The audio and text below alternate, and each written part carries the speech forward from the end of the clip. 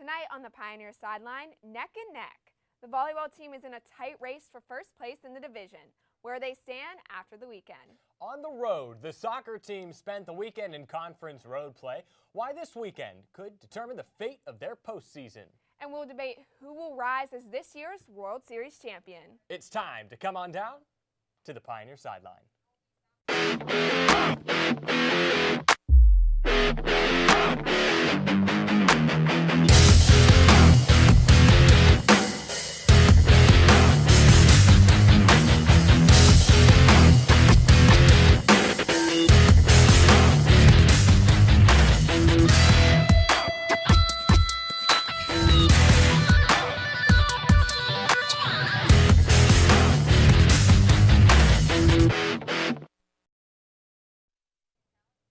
Good evening and welcome to Pioneer Sideline. I'm Sarah Maculin. And I'm Josh Krupp. The soccer teams enter the week with 3 games left on their conference schedules. One enters the week on a 5-game winning streak. And that is where we begin tonight. The Point Park men, winners of 5 straight foreign conference play, on the road to face a new opponent in the conference. It's IU East. We're going to start here with Alan Ramos at the beginning. He gets another goal. Man, the guy's been on a tear, Sarah. We look later in the game. All these goals came on free kicks. There's another one for Point Park. This makes it 2-0 against IU East.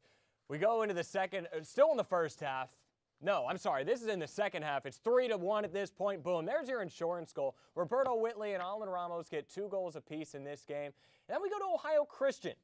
This is in the first half, and it's scoreless at this point. A lot of contact down inside the box. Ramos is fouled, so he gets a PK, and what do you know it? He goes left, goalie goes right, and Point Park gets a 1-0 lead. That is your final from Ohio Christian, and Point Park wins both games on the road on the weekend. So they go into this weekend, Sarah, on a huge winning streak in the most important weekend in their season. Yes, they've hit that streak at the exact point in time they need. Those are 2 huge road wins to come away with.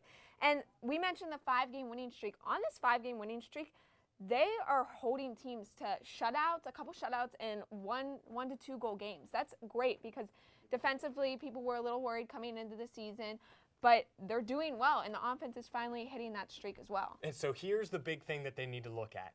It's discipline. It's the thing we've talked about right. all season. Roberto Whitley, right? He leads the conference in points. He gets 2 goals against IU East, but he also picked up a yellow card against IU East. Which isn't anything unusual. It was his 8th of the year.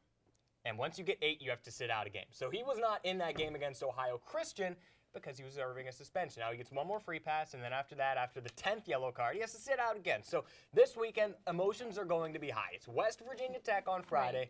And on Sunday, we bring in Rio Grande. They won the national championship 2 years ago. They were runners-up last year. They're the team that this team has had circled on their schedule all season long. Discipline has to be a focus because the offense has been there. Right, the offense has been there, so you can't afford to let those easy even penalty kicks. I mean, it hasn't really gotten to that point, but if it does, and you can't risk losing Roberto Whitley at this point in the season when you're battling potentially for first place and a higher seed in the playoffs. Exactly, and so on that road trip, Point Park was able to get 2 wins. The women were also on that road trip, and they were coming off a 7-0 victory against Brescia the weekend prior. Let's check out their weekend at IU East. Things start off nicely here. Gabby Widman, that's a far goal. It's about 20 yards out there, outside the box. Gets Point Park up 1-0, but here's where things get tough. Ashton Webb, that's a tough goal or stop for the goalkeeper to make. Goes over her head. That gives IU East the tie there. It's 1-1. Now we go into overtime, double overtime, no score. This is the last chance for IU East. Ball goes way wide, has no shot. So we draw. Now, we move 2 days later, Ohio Christian. Once again, Point Park going to open up the scoring early. Izzy Hunter, look at that move, goes around the defender. Camera can't catch up with her. She puts one past the goalie. Point Park gets on the scoreboard. Now it's 2-1 later in the game. OCU able to get on the board. And once again, Ashton Webb going to have trouble with this one. A very long shot, more than 20 yards out this time. That's the insurance goal OCU needed. They were able to get 1 more. Point Park was able to get 1 more off the foot of Gabby Widman late in the game. Too little, too late, though, with less than 5 minutes left. So Point Park drops this one on the road, 3-1. They come away with a tie and with a loss on the weekend, Sarah, not ideal for Point Park going into this weekend coming up. No, it definitely isn't. And we have Kira Fry in studio to talk about what that meant for the women's team. So we just talked about how those were two tough, a tie and a loss, a tough road trip for the women. What went wrong?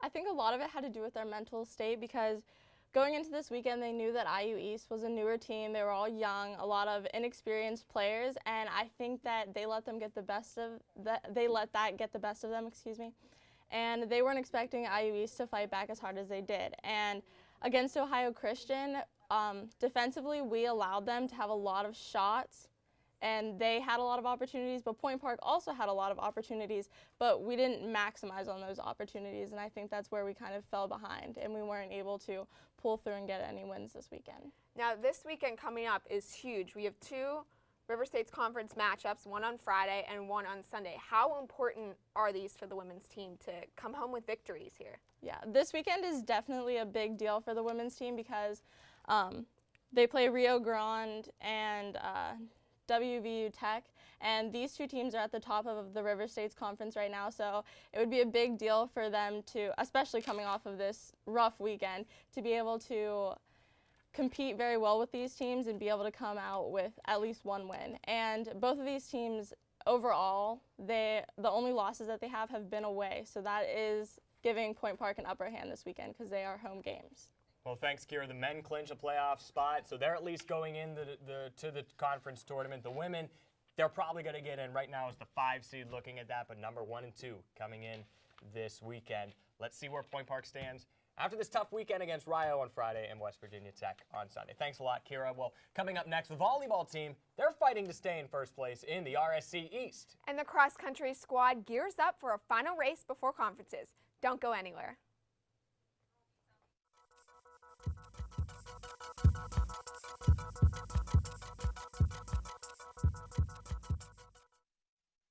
What would you do to create something that could survive 1,000 years? You'd start with a formula, head to the lab, and forge it with fire. Just imagine everything it could do. It could leak pollutants into the soil and water, or it could conserve energy, cut CO2 emissions, and reduce raw material. Recycling is more than cutting waste. Recycling is about the legacy you want to leave. Why on earth would you want to do anything else? Recycle. Don't throw away our chance at survival. Good evening and welcome to Newsnight. I'm Josh Krupp alongside Jess Paterchak. Tonight we begin with The mayor is continuing to deal with the challenges the city is facing. But tomorrow we have just a little bit of cloudiness. off throughout the day with some strong wind gusts. That's going to continue tomorrow. 20 Teams have already started talking to free agents. Saturday's partly cloudy, but 70 degrees? Where is the pool at? I mean, come on. You might have already burned your bracket, ripped it up. I am Royce Jones. And I'm Casey Houlihan. Thank you so much for joining us this evening. That's your news tonight, Virginia.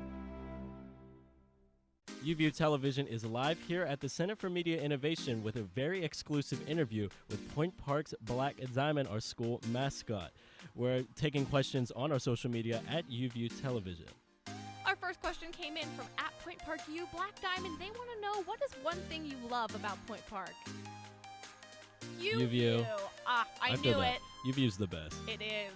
All right, Alex, you want to read our next question? Okay, we have another question from Point Park Cab. They're asking, when is the next time you're going to make a surprise appearance at their next event?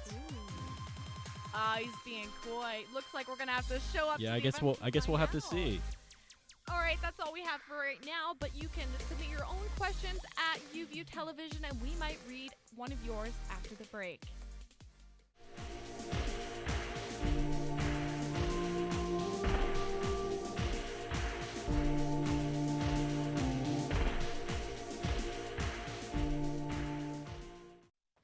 The Point Park volleyball team traveled to Ohio on Saturday to face Cincinnati Christian University. The Pioneers came away with a victory, defeating the Eagles in 5 sets. Oh, it was a nail-biter. It maybe shouldn't have been. And now we're joined by Mike Turk and Nicole Pampina to discuss the weekend's road trip and what's to come for the volleyball team. Guys, thanks for coming. Mike, should this game have gone 5 sets? Absolutely not. No, absolutely not. Yeah. Here's how frustrating it was. I was there calling the game in the River States Conference last year when Point Park was the #1 seed, playing against the host team themselves, Cincinnati Christian University. and Point Park lost in 5 in the first round of that game. It was very disappointing. Their morale was shot down. I talked to Morgan D'Angelo and I talked to Ashley Taylor. Ashley Taylor did not play in that game. They were very disappointed in the way their team played that day. But they come away with a win regardless, right? They get the W at the end of the day, sure. 17-9 overall. Nicole, 7-3 in River State's conference play.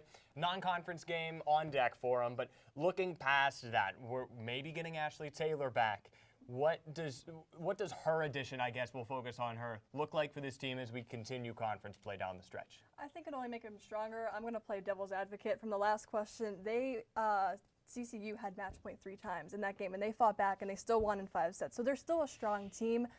Having Ashley Taylor back will only help them even more. Last week it wasn't mentioned, but Minoski, she had a career-high assist this game. She was setter of the week. Same with Reinecke. She was, or Gums. She was hitter of the week. So they still have a strong team, and having Taylor back is only going to help them. All right, guys, thank you so much. We now want to move over to another sport that is hitting its strides right now. And they didn't play last weekend, but they are coming up on the most important meet of the season.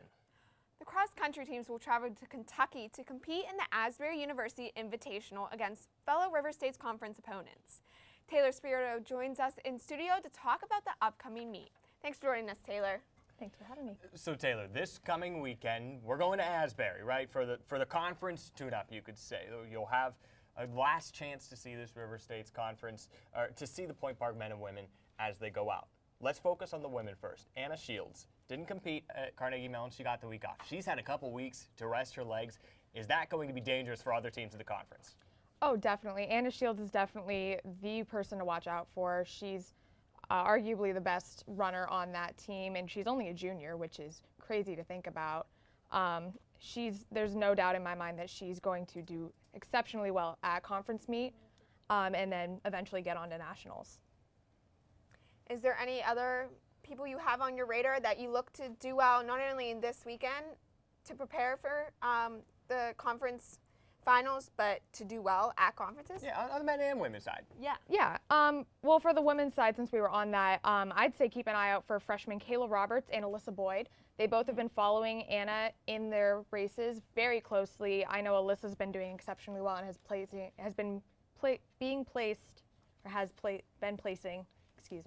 in the top finalists, so she's been doing exceptionally well. And then junior Sean Hilverding for the men's, he's a junior. He has the best returning time on that team.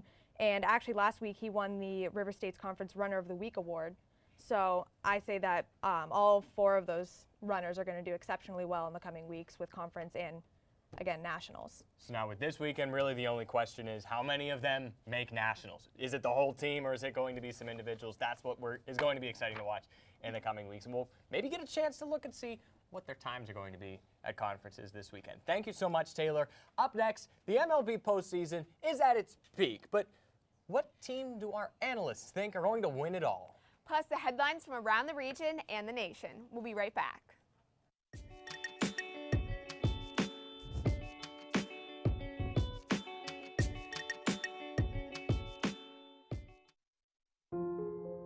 I shouldn't have to pay to walk down the street. Pay with my comfort, my freedom, my peace.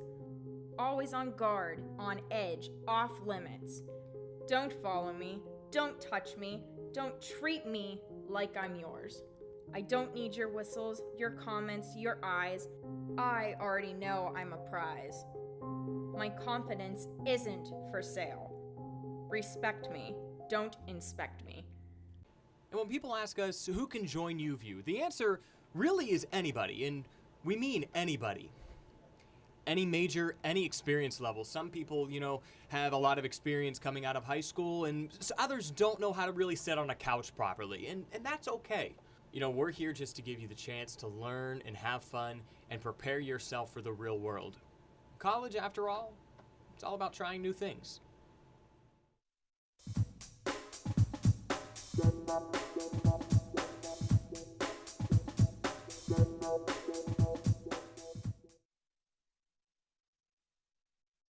No. She says welcome back. It leads, we don't even talk. Yeah, Delaney says welcome back. Welcome back.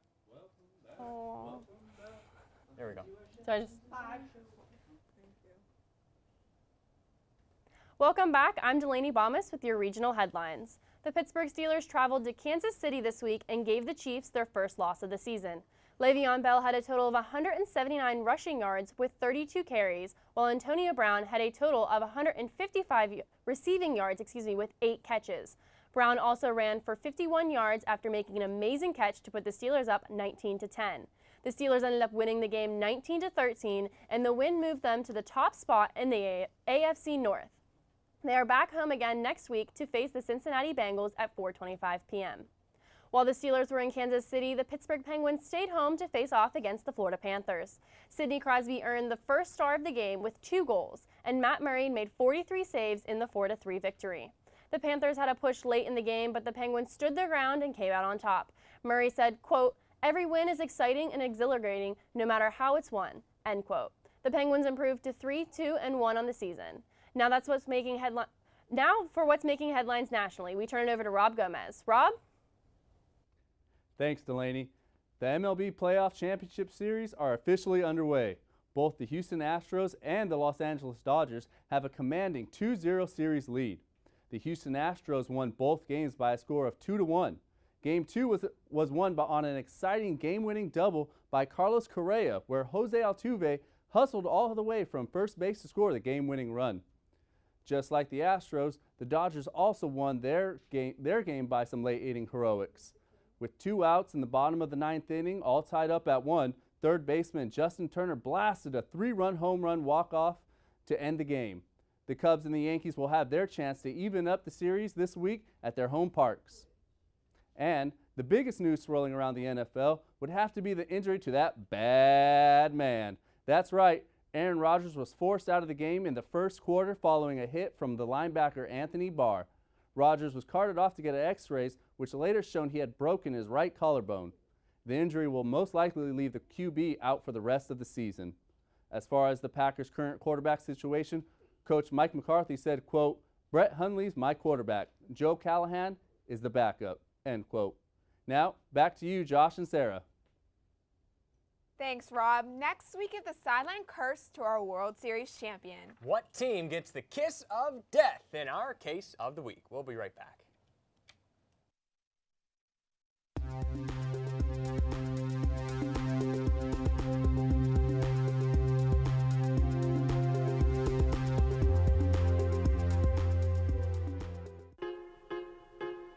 One is the loneliest number that you'll ever do. 2 can be as bad as 1. It's the loneliest number since the number 1.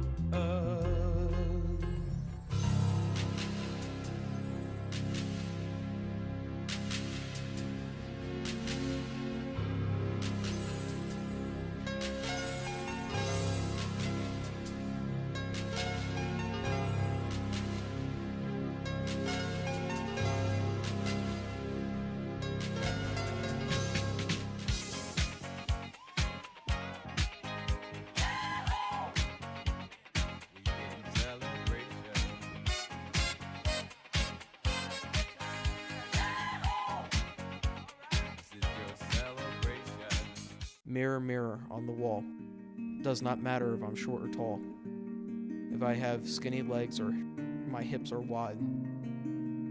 It only matters who I am inside. Blue eyes, brown eyes, black or green. What makes me most beautiful cannot be seen. When you look at me, don't judge me by my parts. The most beautiful thing about me is my heart.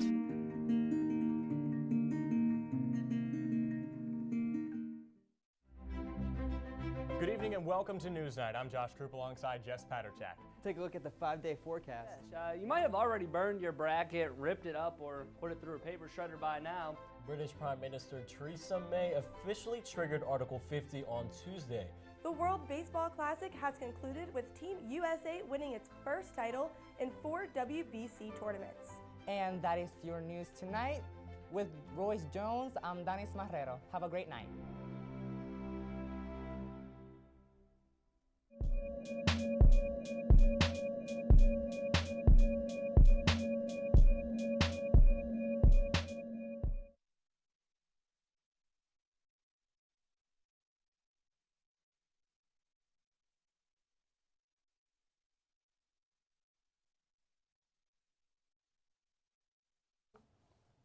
Welcome back. Only 4 teams remain in the baseball postseason, and they're in the country's 4 largest cities. But which one will come out on top when all is said and done? It's time for the case of the week. Let's embrace debate this week with Rob Gomez, Megan Masiosi, and Mike Turk. Folks, we got a showdown in this MLB postseason. It's kind of gone so far how people have expected. There haven't been really any surprising teams, maybe some surprising players. But let's focus on the teams. We got to figure out a World Series champion tonight. We're going to start with the National League team. In your World Series matchup, who do you have coming out from this series? We'll start with Rob. As much as it hurts me to say this, being from San Francisco, Here he goes. Being from San Francisco, I have to pick the Los Angeles Dodgers. Think that would happen. It's just, I mean, you look at the Cubs lineup, and their whole batting is just awful. I mean, Rizzo is batting 154, Bryant batting 179. You guess who their best hitter is? Who is their best hitter? Albert Mora Jr. at 231 this whole postseason. Wow. Just off. Just you can't win when your hitters are just that low. Okay, Megan. I'm also going with the Dodgers. As much as I wanted to pick the Cubs, I just don't think they're going to go back-to-back this year like the Pens did. Okay. It's just hard for me to pick the Cubs being from Pittsburgh. I'm also going with the Dodgers. I'm sorry, we're all in agreement on this one. No debate on this one. The debate will be coming later here. Exactly. But yeah, I'll explain more later about why I'm picking the Dodgers. Cool. Okay, now that we've all settled on the Dodgers, let's switch gears to the American League. Who do you have and why? I have the Houston Astros. You know, they're just a solid all-around team. You know, Altuve's batting, Gaddis, Correa, Springer. You used to have all these guys and just so many weapons. And then you have their starting rotation is, you know, with Verlander and Keuchel. I also have the Astros because every single one of their players 1 through 9 can hit for power. And since they missed the playoffs last year, I think they're really hungry for it this year. And since they lost in 2015 to the Kansas City Royals, I think they won it this year. Now, hungriness, though, doesn't always fuel the fire. I mean, because look what Cleveland did. Yes. Yeah, but they peaked. That's Go true. ahead, Mike. I was going to say, I picked Cleveland to win the World Series at the beginning, so I gave them the kiss too. of death. I did too. So there you go. I'm sorry, Cleveland fans. But I am also going with the Houston Astros. We'll have the debate's coming up next. The debate is coming up for the World Series pick. Here's the biggest problem that the Yankees have had, right? They had a stretch going into tonight. 0 for 39 at the DH position. Yes. Your designated hitter was 0 for 39. The last DH to get a hit for the Yankees, Raul Ibanez. Oh, my Throwback. goodness. Okay, so that's my stat of the night. Who do we have? Astros, Dodgers. That's what we're really looking at. Rob, who wins Astros, Dodgers, and in how many games for the tiebreaker? I'm going to go for the Astros. You know, as much as I would love to give the Dodgers the kiss of death, I think the Astros have it. I think with their lineup, they have probably one of the stronger lineups with the Dodgers. Dodgers both have one of the best lineups in the league. But, you know, I think the Dodgers, they're relying on not a lot of pitchers. They've only pitched 9 pitchers this whole postseason. Every other team has pitched either 11 or 12, and I think either the bullpen or the starting pitching is going to give up, and it's going to give, and Houston's just going to come out on top. I also went with the Astros, but like you said, because of the bullpen, I know they finished 17th this year in the MLB. But, I mean, they put Verlander in as relief pitcher. It's his first time ever, and he didn't do bad. Like, he still, won for them. So they've had, combined so far, Verlander and Keuchel have had 23 strikeouts against the Yankees in the first 2 games. So I'm going to go with the Astros, mostly because I just don't like the Dodgers either. It's funny you guys are bringing up pitching stats because we have a man named Clayton Kershaw that does pitch for the Dodgers. Can I say one this thing a debate before? now? One thing before. Or actually, you know, let's hear. Who does Turk have? Yeah, I'm outman. I will be outman. I do like the Houston Astros. I'm not picking them, though, to win. I saw the little of the paper. I'm not picking them to win. I liked when Jose Altuve, when the Astros were bad, he was the only guy at the All-Star game, and a lot of respect for that team. I think it's going to be a fun series between the Dodgers and Astros, if it comes to that. But their starting lineup, the pitching starting rotation, for the Dodgers is so good. Kershaw, Wood, Hill, and Darvish. That is 4 fantastic starters. And who do you got? Ground ball Chuck over there? The former Pirate, Charlie Morton. How do you do last night? What a duo. Dallas Keuchel is one of the better pitchers in the series, but not as good as Clayton Kershaw if they went against each other. Let me bring this up to you right now. Clayton Kershaw's career stats in the postseason: 5-7 with a 4.7 ERA. What is he this year? It's history. Right now, 1-0 with a 4.7.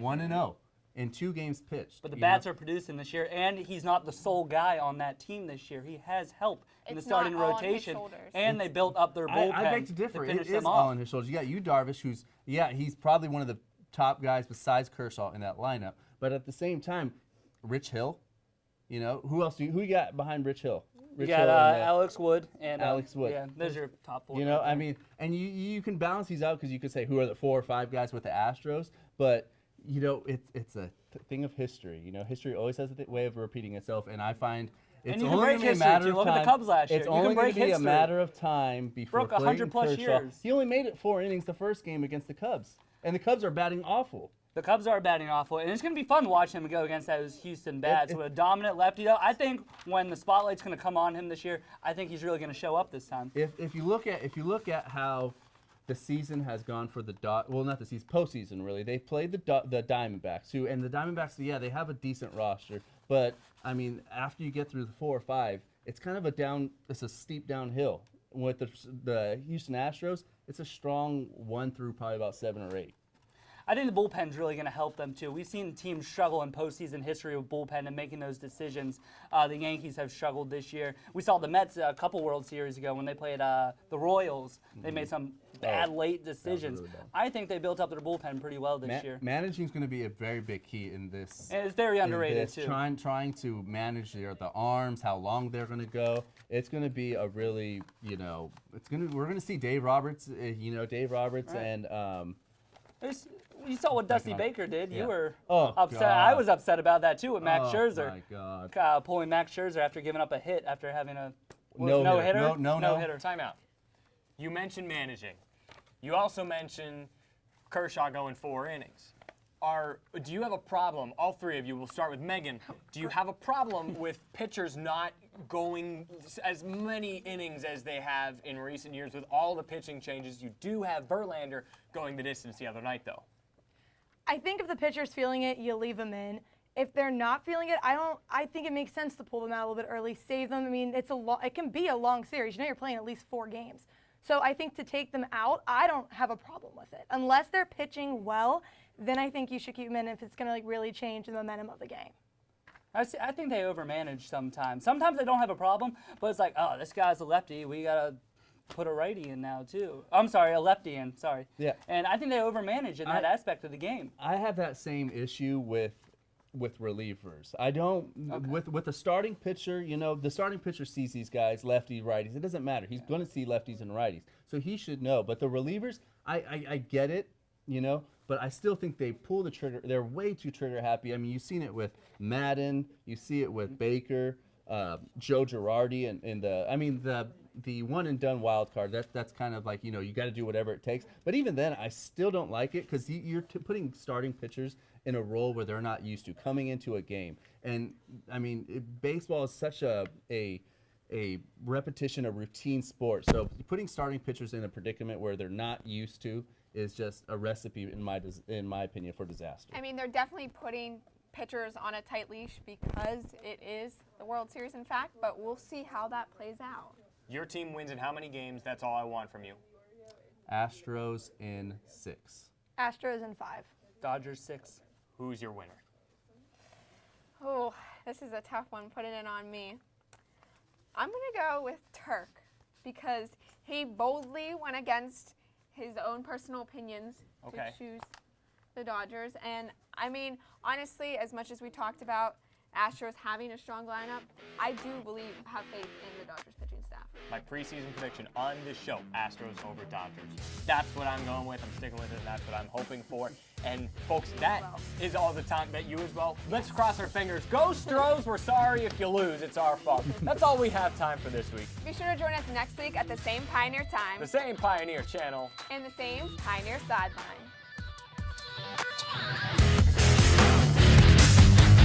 Thank you.